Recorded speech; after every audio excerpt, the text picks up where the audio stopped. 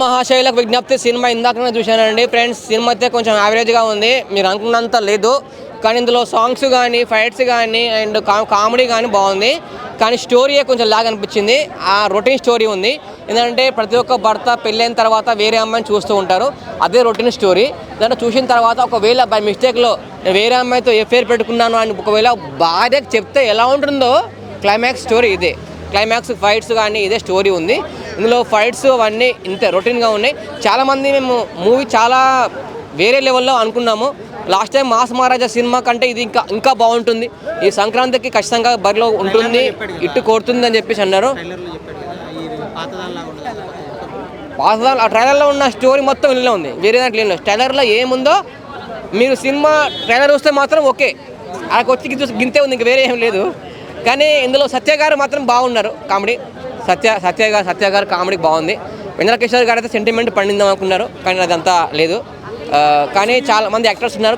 ఎవరు సునీల్ గారు కూడా కొంచెం సెంటిమెంట్ ఉన్నారు, అంతా ఏం లేదు. వెంకటేశ్వర గారికి మాత్రం కానీ కరెక్ట్ వాడుకోలేదు. వెంకటేశ్వర గారు యాక్టర్ అండి, ఫేమస్ కమెడియన్. ఆయన చక్కగా వాడుకోలేదు. ప్రతి ఒక్క ఏ యాక్టర్ని ఏ విధంగా వాడుకోలేదు. ఫస్ట్ ఆఫ్ ఆల్ ఇద్దరు హీరోయిన్లు కదా సాంగ్ కూడా వచ్చింది. ఆ సాంగ్స్ అయితే బాగున్నాయి అన్న, సాంగ్స్ బాగుంది. కార్తీక దీపం సాంగ్ కూడా కొంచెం క్లైమాక్స్ లాస్ట్లో ఉంది, అది కూడా కొంచెం డిసప్పాయింటే ఉంది, అంత ఊపు రాలేదు. కానీ ఓల్డ్ సాంగ్స్ పెడితే కొంచెం బాగుండు, కానీ పర్లేదు. చాలామంది డిసప్పాయింటింగ్గా ఉన్నారు, మొత్తం డల్.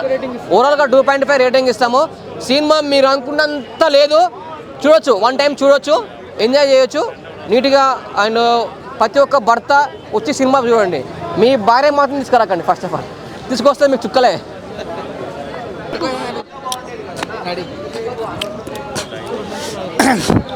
ఇప్పుడే భర్త మహాశైలకు విఘ్నేష్ సినిమా చూశాను, చాలా బాగుంది.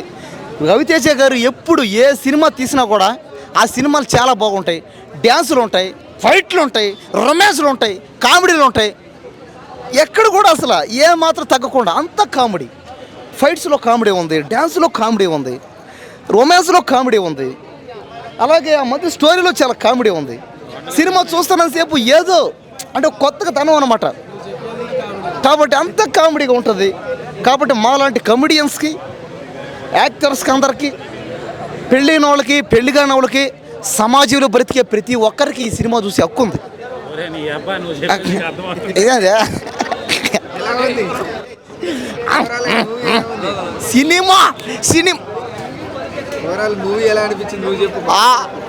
సినిమా చూస్తున్నాను సేపు రవితేజ గారి సినిమా.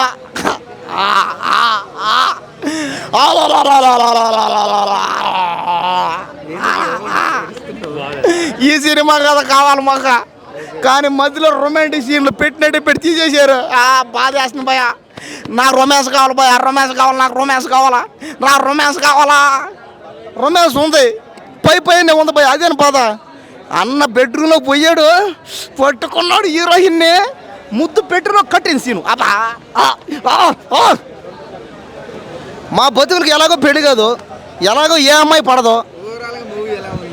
అది ఎవడు కావాలా, అది ఎవడికి కావాలి కదా ఎడా సినిమా ఎటుంటే నీకెందుకు అవన్నీ?